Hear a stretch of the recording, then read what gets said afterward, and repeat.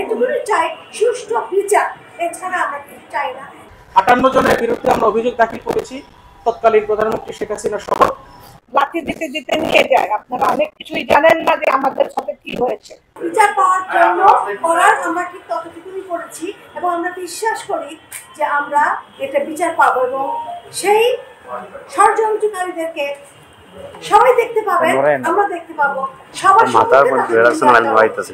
সেটাই আমাদের সবার প্রত্যাশা। আমরা শাড়ি, গাড়ি, বাড়ি, টাকা পয়সা কিছুই আমরা চাই না।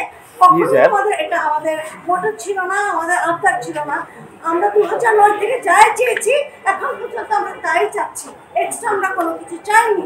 আমাদের চাওয়ার প্রয়োজন নেই, আমরা এইটুকুনি চাই, সুষ্ঠু বিচার, এছাড়া আমরা কিছু চাই না।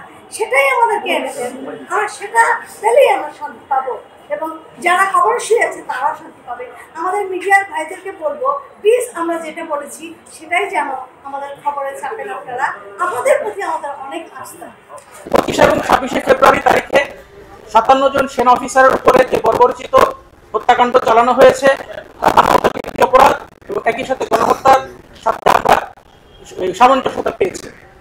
এখানে তৎকালীন প্রধানমন্ত্রী শেখ হাসিনা সহ দোসররা রাষ্ট্রীয় স্বাধীনতার সার্বভৌমত্বকে সংকটের মুখে ফেলার জন্য এবং তার স্বৈর শাসনকে দীর্ঘস্থায়ী করার জন্য দুটি বৃহৎ এবং শক্তিশালী নিরাপত্তা বাহিনীকে ধ্বংসের উদ্দেশ্যে এই গণহত্যা এবং মানবতার বিরোধী অপরাধটি সংঘটিত করেন।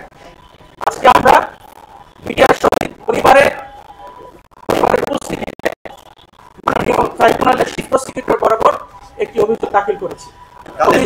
অভিযোগে আমরা 58 জনের বিরুদ্ধে আমরা অভিযোগ দাখিল করেছি তৎকালীন প্রধানমন্ত্রী শেখ হাসিনার সহ এবং আমাদের অভিযোগ খুবই সুস্পষ্ট।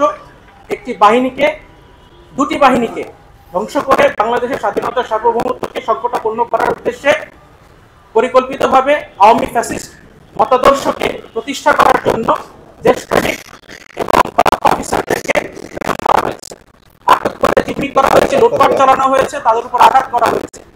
স্বরাষ্ট্রমন্ত্রী যেহেতু এখন নেই, তৎকালীন আইনমন্ত্রী সহ বিভিন্ন বাহিনীর যারা তৎকালীন প্রধান ছিলেন তারা এবং আরো কিছু আসামি আছে যারা ওই কিন্তু তা এড়িয়ে তারা এক্সট্রা করেছে। সেনা কর্মকর্তা যারা আছেন, তৎকালীন ইন্টেলিজেন্সের যারা প্রধানগণ ছিলেন, দায়িত্বরত ছিলেন, সেনাপ্রধান ছিলেন, তারা এখানে হচ্ছে তৎকালীন সেনাপ্রধান হিসেবে তিনি কোনোভাবেই দায় এড়াতে পারেন না। ভুলে যান যে এটা বিদ্রোহ হয় না, বিদ্রোহ এরকম হয় না। যারা প্ল্যান করে মেরে পোড়ানোর ব্যবস্থা করে, তারপরে ড্যামেজে পৌঁছায় কিংবা ড্রেনে ফেলে এবং পরিবারদেরকে ঘর থেকে ধরে নিয়ে যে কোয়ার্টার গার্ডেন নেয় এবং বাচ্চাদেরকে বুট দিয়ে লাঠি দিতে দিতে নিয়ে যায়। আপনারা অনেক কিছুই জানেন না যে আমাদের সাথে কি হয়েছে। সুতরাং এটাকে পরিকল্পিত হত্যাকাণ্ডই বলবেন, হত্যাকাণ্ডই যেন হেডলাইন হয়, এটা আমার জোর দাবি।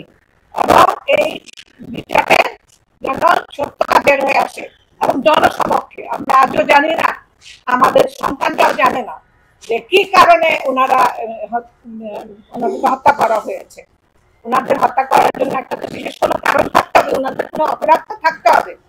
আর ওই সময় যে মিডিয়া, যে আরেকটা বড় একটা বিষয়, যে মিডিয়ায় মনির সাহা বলেন কিংবা অন্যান্য মিডিয়া যারা এটিএম ছিলেন, তারা যে অনুযোগটা দিয়েছে সেটা আমি লিখিত জানতে চাই যে এটা সত্যি কিনা।